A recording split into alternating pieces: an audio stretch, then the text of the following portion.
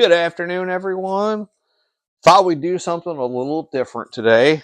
Um, we've got a lot of projects going on, and the weather's not cooperating, and well, need to make some of them go away. So today we're going to do this one here. We got some possible front brake problems here. This is a vehicle that we take uh, my mom to the doctor's appointments with, so kind of need to make sure this one is tip-top shape and ready to go at all times. So stick around. Let's see what we can find here. And I don't know, maybe learn something about brakes. Who knows? Here we go.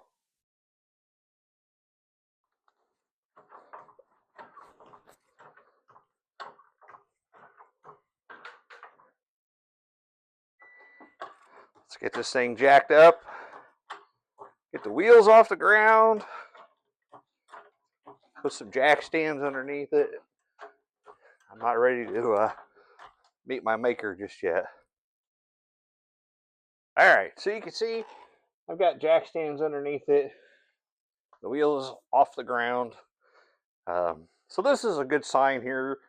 When there's a lot of dust on your wheels like that, that's a sign of your brake pads are wearing, or just wash your car more. Probably both on this case. Let's get these wheels off. We'll just take these lug nuts off and see what's going on.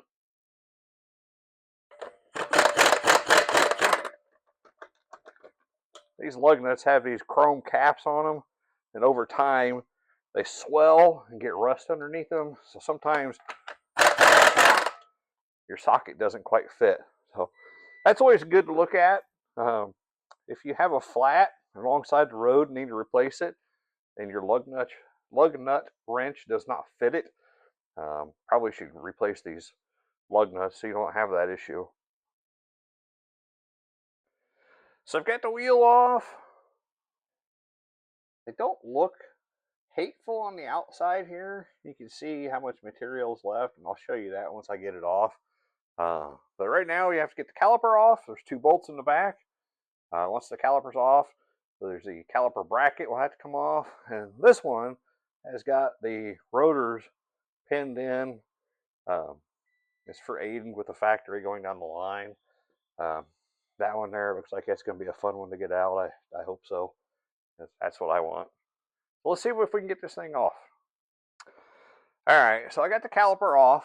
Like I said, there's 2 bolts up here and here, and these are what they call caliper slides. So your caliper will slide on this, and see how this one is nice and free, and this one down here is not so much. So we'll get this bracket off, get this caliper slide freed up and cleaned up and lubed up. This one had a noise in it on weird turns, which makes sense because if this isn't moving, it's not sliding in here, it's going to create some noise and some vibration. These front rotors also have a pulsation in the brake pedal when you push it. So we've got some pads and rotors we're going to slap on this thing anyway. Like I said, it's just we need to make sure this vehicle is ready to go at all times. So let me see if I can get that bracket off, and we'll be right back. Okay, caliper bracket is off, and I don't know if you can see this on here, but the distance between the top of my finger and here, that is the material that's left on these brake pads. So by all means, this is pretty acceptable. There's quite a bit of material left there. It's not like it's metal to metal or anything like that. I'm sure you've heard that in some cars. A lot of squealing, grinding sounds. But right now we need to get these brackets, these slides freed up. We'll change the pads, clean up the slides here. The pad rides on a slide. We'll clean that up and get a little lube on it. Then we're going to tackle these bad boys here. That one there scares me. All right, well, that was a workout. So this car spent some time in Florida, so I'm sure the salt water doesn't help anything. Everything seems like it's very tight. Not that it's, it's not abnormal. Just being exposed to the elements like that, being in Illinois, we do use salt on the road as well, but I got it loose. I got it. You can see the slides both slide now just like they should. I took them out, cleaned them up real good, put some caliper slide grease in them, changed the pads out, the springs, the little slides down here, and we lubed all those up as well. And here's the pad that came off of it, and then there's you can see the thickness difference. So it was probably, I don't know, 2/3 of it left. Like I said, I would probably have driven it for a while, but um, I'm pretty easy on brakes as well. But this was the problem. The slide was frozen on it, so it just, like I said, it just didn't allow the caliper to move, which is probably ultimately what caused the rotor to overheat and warp the rotor. But now we're going to move on to these guys, and wish me luck. Well, I lucked out, you guys. It worked. If you prayed for me, I appreciate that. Um, if you've done brake work before and you've come across this little rascal here, you see somebody's been into it and got it all wallered out. Uh, Man, I got lucky. Being an ex-mechanic, I've got a lot of the specialty tools. This is called an impact driver. So you put this in here and it loads it. You smack it at the end with a hammer and it jars it. And yeah, I got lucky. Whew. Let's get this rotor off. Look how pretty that is. Nice shiny new rotor. I did opt to put these back in. Um, it came out pretty easy. Um, I don't know. I don't know if it's the right move or the wrong move. The rotor sometimes actually will get stuck to the hub as well. Usually a couple quick wraps to the flat surface jars it loose. You'll notice there's a screw here. So these are designed to, once you take these out, thread these in there and it pushes against the hub and forces it out. I don't know. It's a 50-50 shot.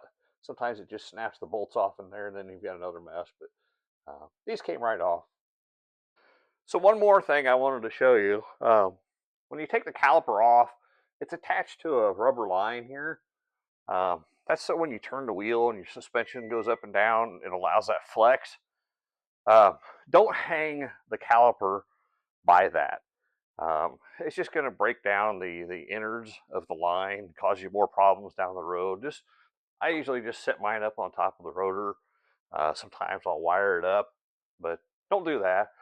So also when you put new pads and rotors on, you're going to have to push this piston back. So this piston slides inside of here. They make special tools for it. A lot of times you can just use a big pair of channel locks and squeeze them back. Just go slow. Uh, Again, this is brakes. If you don't feel comfortable with it, hire the professionals. Like I said, I was a mechanic for, too many years. And this is all, nothing new to me. Well, we've switched sides and more good news. So got the caliper off. See, I've got it up in the air here, like I said. I don't know if you can see that or not. But the pads are a lot thinner on this side. Just one side of it, though. That is usually an indication of a stuck caliper slide also. That one feels good. That one, deja vu. Come in here, take a look at this.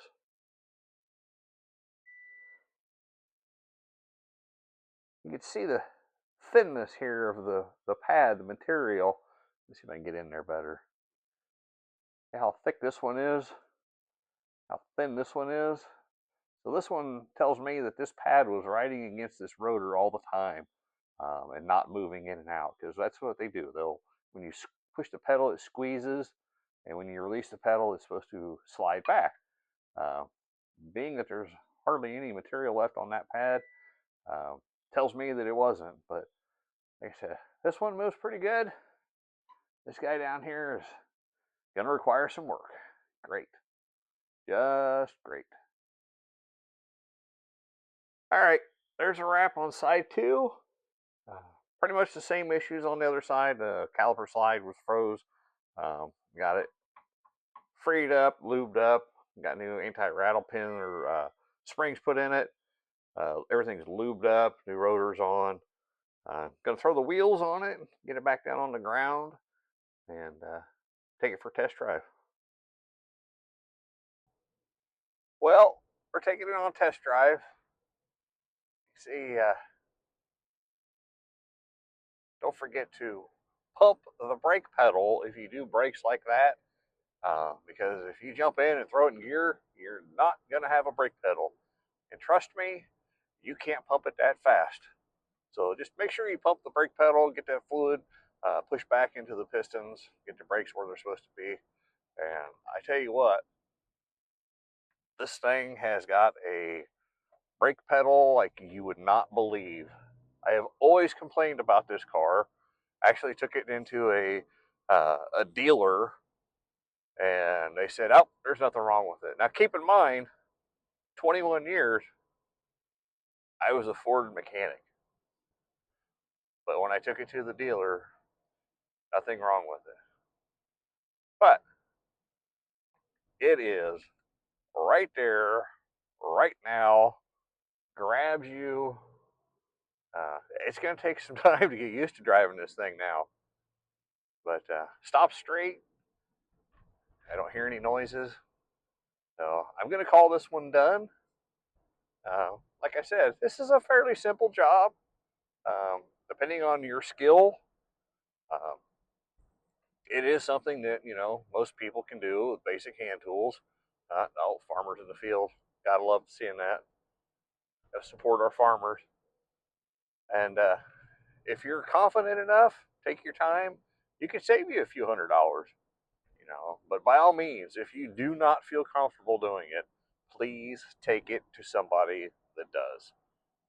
You don't want to mess around with your brakes. You want them there when you hit the pedal, just like this. that that is awesome. I might even like driving this car again now. I don't know. But anyway, that's one project crossed off the list. Out here at the farm, we've got a million projects, and like I said before, the weather, man, that brake pedal is amazing. Um, the weather's getting colder, and I've got a lot to do. We do a lot here out the farm, so this is just one of the things, car repair. Everybody has vehicles. You either take them in or you fix them yourself. And I am lucky enough to be able to do it myself. Like I said, I've got the tools, I've got the knowledge. I don't have the time. My wife is a slave driver. Tell her to cross off some of that stuff on my list. Let me have some fun, take a break. No, that's not going to happen. And anyway, if you like this video, please hit the subscribe button. We appreciate it. It helps us in the small world. Yeah, small world. The large world of social media. And we appreciate your support. Thanks, guys.